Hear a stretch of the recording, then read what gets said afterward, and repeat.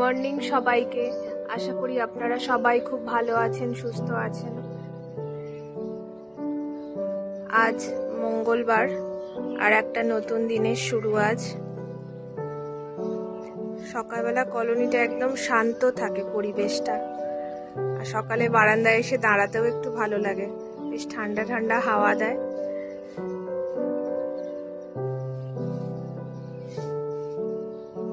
মেয়েও উঠবে এখন ঘুম থেকে, এখনো ওঠেনি, ওকে এবার গিয়ে ডাকবো। আর মেয়ের স্মুদিটাও রেডি করছিলাম আমি, আর আস্তে আস্তে কাজগুলো করে নিই।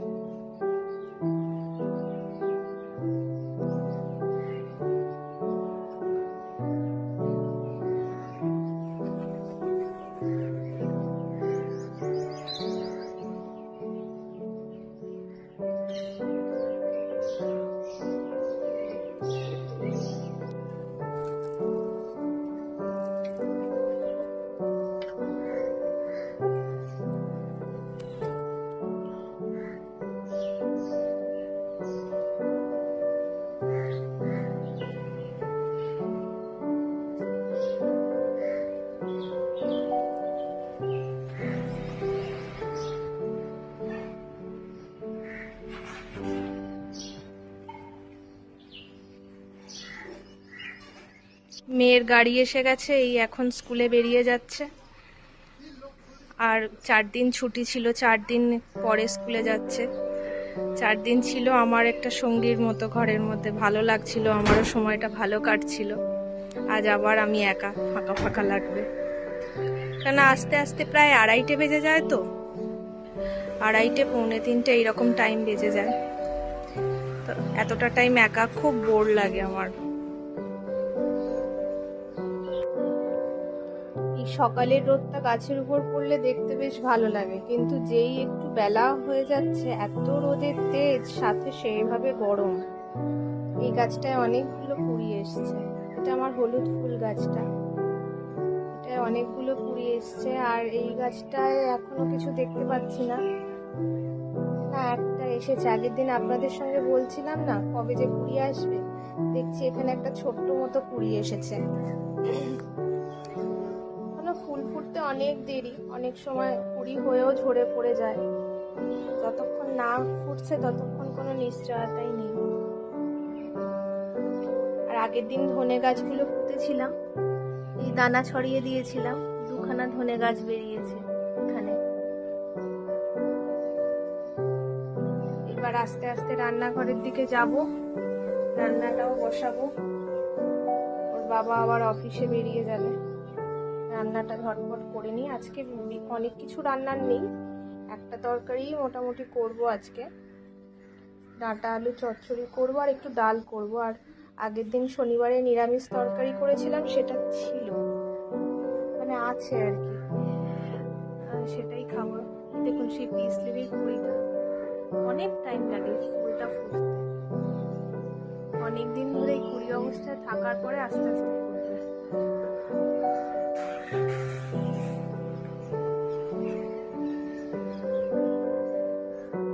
আস্তে আস্তে রান্নাটা করে নিই, আবার পরে আপনাদের সাথে গল্প করব। মুগের ডাল করছি একটু সামান্য সবজি দিয়ে, বিনস আর গাজর দিয়ে মুগের ডালটা সিদ্ধ বসিয়ে দিয়েছি, সাথে সবজিটাও সিদ্ধ হয়ে যাবে, দিয়ে দিয়েছি। আর এখানে আলু আর ডাঁটা কেটে নিলাম, এই আলু ডাঁটাটা দিয়ে একটু চচ্চড়ি করব পোস্ত বাটা দিয়ে। ডাল ফোটার সময় যে আমরা এই উপরে গ্যাজাটা দেখতে পাই, সাদা সাদা গ্যাজা, এটাকে সবসময় ফেলে দেওয়ার চেষ্টাই করি আমি, কেননা নানান রকম পাউডার থাকে, এই পাউডার দিয়ে তো ডালকে প্রিজার্ভ করে রাখে দোকানে, নাহলে পোকা লেগে যাবে তাড়াতাড়ি। সেই জন্য এই গ্যাজাটাকে আমি সবসময় চেষ্টা করি ফেলে দেওয়ার। আপনারাও চেষ্টা করবেন এটাকে ফেলেই খাওয়ার, কেননা এটা শরীরের জন্যও ভালো না। নানান রকম আজকাল তো মানুষের উল্টোপাল্টা হতে টাইম লাগে না, সেই জন্য এটাকে সবসময় আপনারাও চেষ্টা করবেন ফেলে খাওয়ার।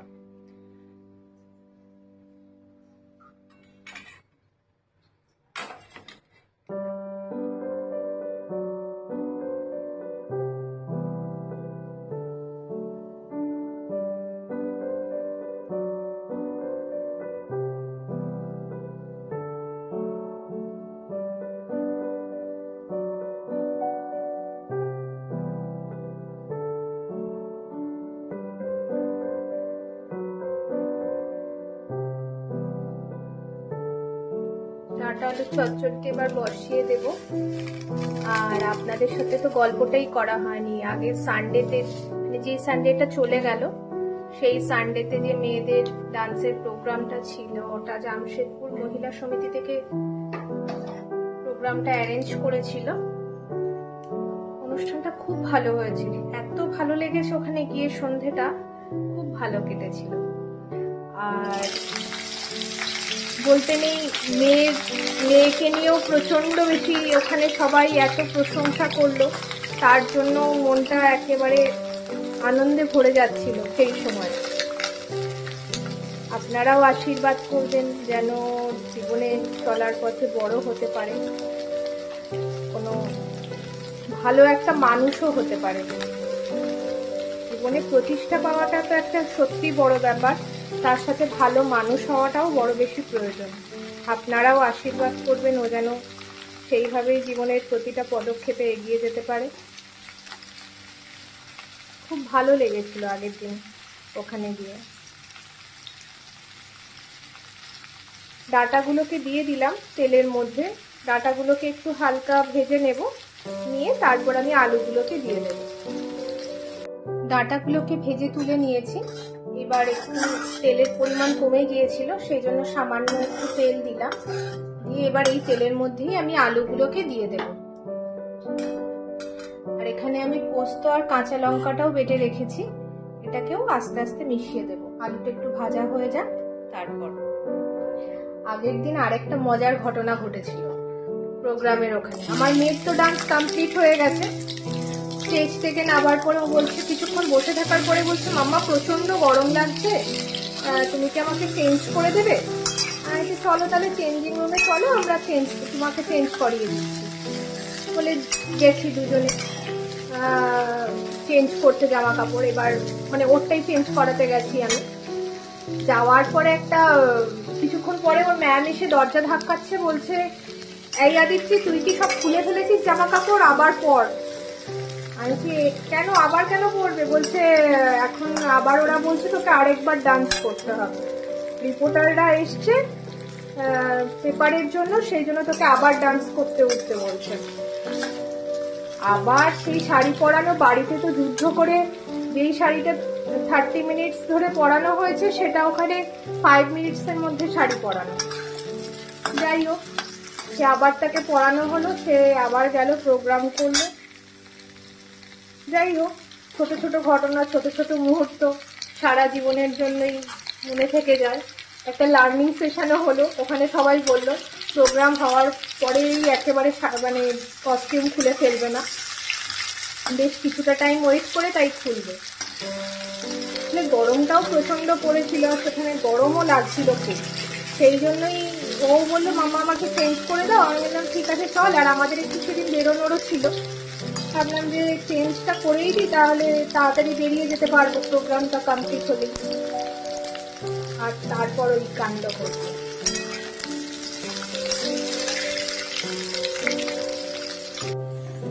আলুটা ভাজার সময় সামান্য পরিমাণে হলুদও দিয়ে দিয়েছিলাম, আর কটা কাঁচা লঙ্কা চিড়ে দিলাম, আর তার সাথে দিলাম সামান্য পরিমাণে আদা বাটা। এটাকে দিয়ে একটু নাড়াচাড়া করে নেব, দিয়ে এবার ডাঁটাগুলোকেও আমি এর মধ্যে দিয়ে দেব।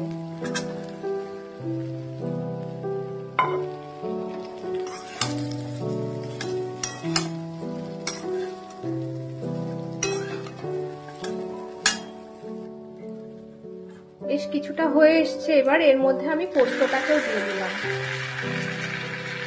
ধুয়ে বাকি জলটা এর মধ্যে দিয়ে দেব। জলটা দিয়ে এটা ভালো করে ধুয়ে নিয়ে সেই জলটাই দিয়ে দেবো রান্না।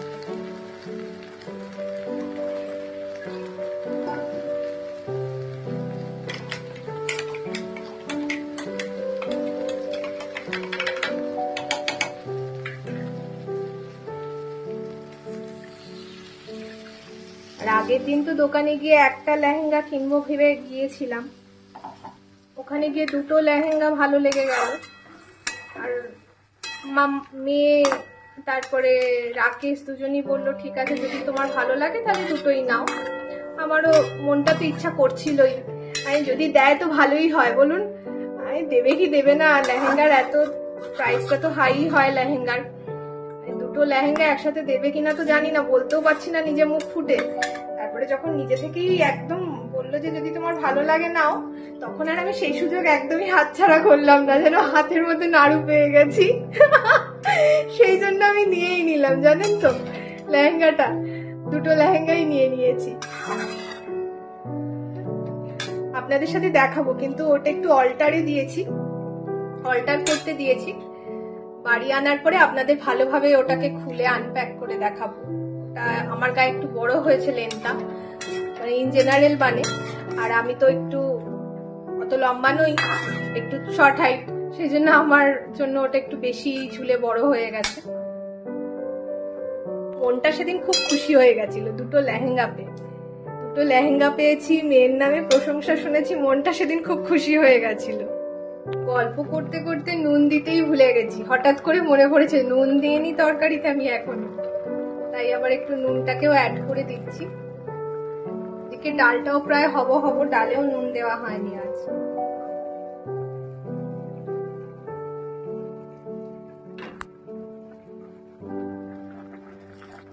এটা ফুটে একটু ঘন হয়ে আসলে এটাকে নামিয়ে নেবে। এটা একদম গামাখা করবো, সুতরাং একটু ফুটে যাক, সব সিদ্ধ হয়ে যাক ভালোভাবে। সুসিদ্ধ হয়ে গেলে এটাকে আমি নামিয়ে নেব। আজকের রান্না রেডি হয়ে গেছে। এই ডাঁটা আলু চচ্চড়ি নামিয়েও ফেলেছি, এদিকে ডালও নামিয়ে নিয়েছি, নিরামিষ তরকারিটাকে গরমও করে নিয়েছি। আর রাকেশও ভাত খাচ্ছে, এক্ষুনি অফিসে বেরিয়ে যাবে। আজকে আবার সকাল সকাল দিদিও কাজে চলে এসছে, এত তাড়াহুড়ো লেগে গেছে। এই রাকেশও এখন বেরিয়ে যাচ্ছে অফিসে। এই রাকেশ জাস্ট নিচে নামলো।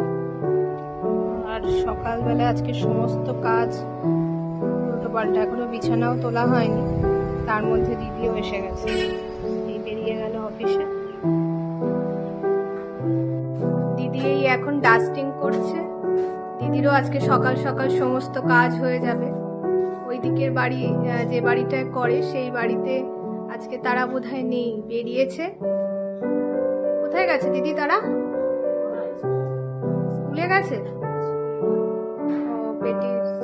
মেয়ে স্কুলে গেছে তারা, সেই জন্য দিদি ভাবলো যে তাহলে আমার বাড়িটা করে দিয়ে তারপর ওখানে যাবে। ভালোই হয়েছে। অরিজিনাল গাছ কিন্তু, অত জোরে মেরো না পাতায়, পাতা ছিঁড়ে যাবে তাহলে। দিদিও করছে কাজ, করে নিক। আপনাদের কাছেও আমার প্রশ্ন থাকলো, এর মধ্যে কোন কোন গাছগুলো আমার অরিজিনাল আপনারা আমাকে জানাবেন। কোন গাছগুলো এর মধ্যে আমার অরিজিনাল? এখানে মিশিয়ে রাখা আছে আর্টিফিশিয়াল, অরিজিনাল। আপনারা আমাকে জানাবেন কোনগুলো অরিজিনাল আর কোনগুলো আর্টিফিশিয়াল। বেশ অনেকটা সময় পরেই আবার তোমাদের সাথে দেখা করতে চলে এলাম। এখন তো দুটো বেজে গেছে, 2:10 বাজে। মেয়ে এখনো স্কুল থেকে আসেনি, আস্তে আস্তে 2:30 বেজে যাবে। বাইরে যা রোদ না, এই সময়টা লু উঠছে রীতিমতো, প্রচন্ড গরম, প্রচন্ড গরম। কালকে তো জামশেদপুরে প্রায় 43 নাহলে 44 এরকম ছিল টেম্পারেচার।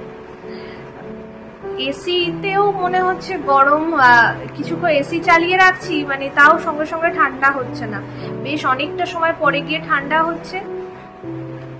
গরমটা মারাত্মক গরম, মারাত্মক গরম। আর এই সময়টা, এই টাইমটা ফেরে, সেই জন্য আসার পরে ভাবছি একটু জুস, কিছু রোজই ওকে কিছু না কিছু একটা দিই, তাই ভাবছি আজকে একটু আনারের জুস করে দেবো না গ্লুকন ডি দেবো, সেটাই ভাবছি। আর আসার পরে তো লাঞ্চ করবে, তারপরে স্নানে যাবে, স্নান করবে, একটু ফ্রেশ হবে, তারপরে লাঞ্চ করবে। আবার বিকেল 6টা থেকে ডান্সের ক্লাসও আছে, অনলাইনেই করেও, কলকাতায় এই ডান্স ক্লাসটা করে, মঙ্গলবার করে নেন। ছোটোর থেকে ওখানে ও ডান্স শিখছে, 2.5 বছর বয়স থেকে ওখানেই ও ডান্স শেখে।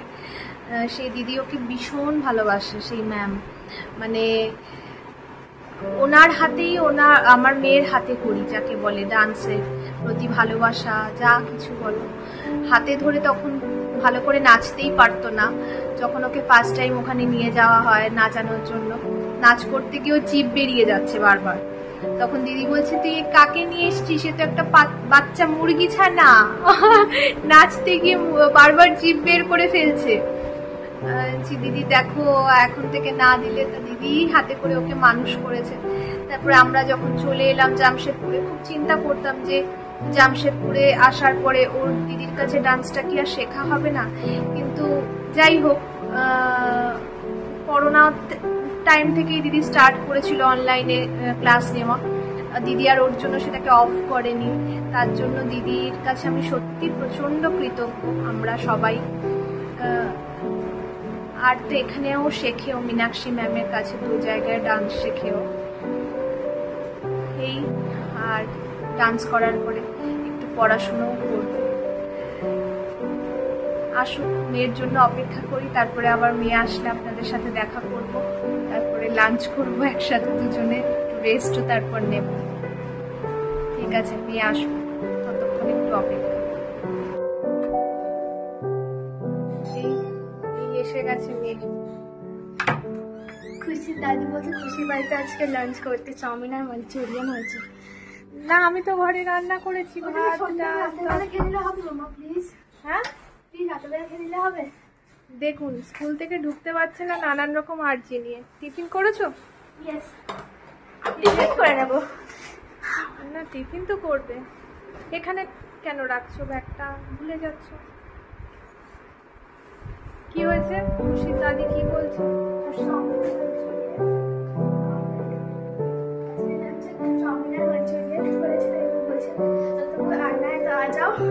तुम्हारे लिए वेट कर रहे हैं अभी, चेंज करके जल्दी आ जाओ। मैं बस 2 मिनट में नहा के না, ভালো করে গরম পড়ে গেছে, ভালো করে পরিষ্কার করে স্নানে যাবে। চেঞ্জ कर दियो, बाय। এখন খুশিদের বাড়িতে যাবে, দুপুরের লাঞ্চ ওখানেই করবে। খুশির দাদি ডেকেছে ওকে চাউমিন আর মাঞ্চুরিয়ান খাওয়ার জন্য। চাউমিন আর মাঞ্চুরিয়ান পেলে ডাল ভাত সবজি কারোর ভালো লাগে, এখন ওইটাই আনন্দ। সেই জন্য এখন বলছে যে একটু মা প্লিজ রাতের বেলা আমি রাইসটা খেয়ে নেবো, তুমি আমাকে সকালটা এখন ছেড়ে দাও। এখন সকালবেলা আমি ওখানে লাঞ্চটা করে আসি, দুপুরবেলা লাঞ্চ ওখানে করি, আর আমি রাতে খেয়ে নেবো। কি বলবো বলো তো, তোর কিন্তু বিকেল বেলা 6টা থেকে ডান্স ক্লাস আছে, আর না শুলে কিন্তু কষ্ট হবে, রাতে কিছু করতে পারবি না। আচ্ছা, খুশিরও টিউশন আছে, তাহলে নিশ্চিত তাড়াতাড়ি ঘরে ঢুকবে। এই ঠিক আছে, চলুন ও স্নান করে ফ্রেশ হয়ে ওদের বাড়িতে যাবে যখন। আর বাচ্চাদের কিছু বলার নেই, যা ঘুরে আসুক। আর আমিও তাহলে আস্তে আস্তে টুকটুক করে নিজের লাঞ্চটা নিয়ে বসে যাব। আজ মঙ্গলবার, আমি ভাত খাই না দুপুরবেলা, রাইস তো খাবো না, একটু ওটস সিদ্ধ করে নেব। ওটস দিয়ে সবজি তরকারি যা রান্না করেছি, ডাল টাল ওই দিয়ে খেয়ে নেব।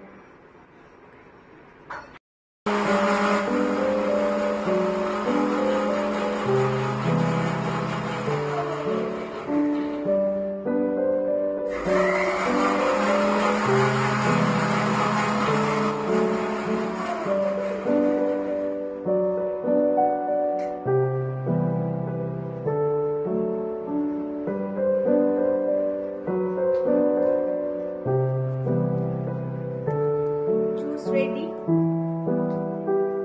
কিন্তু ও তো এখন নিচে গেল, আসার পরে ওকে এটা দিয়ে দেবো। বেলা বলবো লাঞ্চ করে খাবো, লাঞ্চ করে আসুক তারপর দেবো।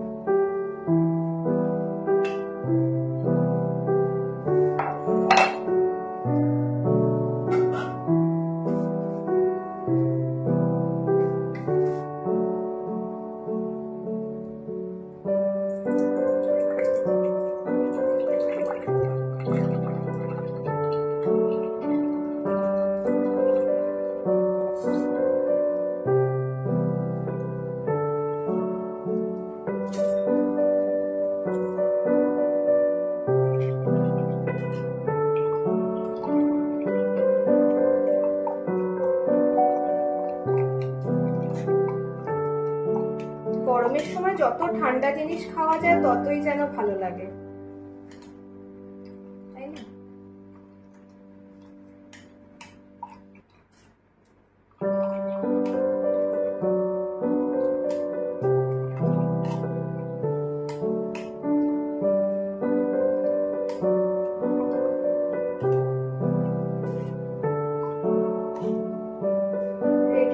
গেছে জুস, এখন আসার অপেক্ষা।